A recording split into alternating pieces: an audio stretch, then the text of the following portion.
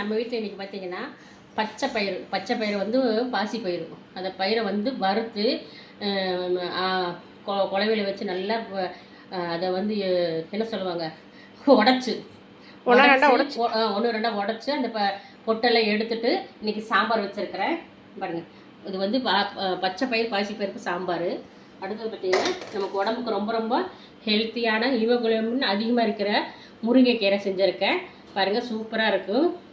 அடுத்தது பார்த்திங்கன்னா அதே ரசத்தில் வந்து அதாவது பாசிப்பருப்பு பருப்பு வேக வைக்கிறோம்லங்க, அந்த தண்ணியை கொஞ்சம் எக்ஸ்ட்ரா எடுத்து பாருங்கள். பருப்பு ரசம் எப்போவுமே வந்து பருப்பு வேக வச்சு அதில் ரசம் வச்சுக்குவேன். அந்த பருப்பு ரசம் வந்து டேஸ்ட் சூப்பராக இருக்கும். அந்த பருப்பு ரசம் தான் இன்றைக்கி. ஓகே ஃப்ரெண்ட்ஸ், நம்ம வீட்டில் வந்து இன்றைக்கி வந்து பருப்பு ரசமும் கீரை சாம்பார், இதுதான் இன்றைக்கி வீட்டில் லஞ்ச் மெனு. வாங்க ஃப்ரெண்ட்ஸ், சாப்பிடலாம். பாய். பிடிச்சிருந்தா லைக் பண்ணுங்கள், சப்போர்ட் பண்ணுங்கள், சப்ஸ்கிரைப் பண்ணுங்கள்.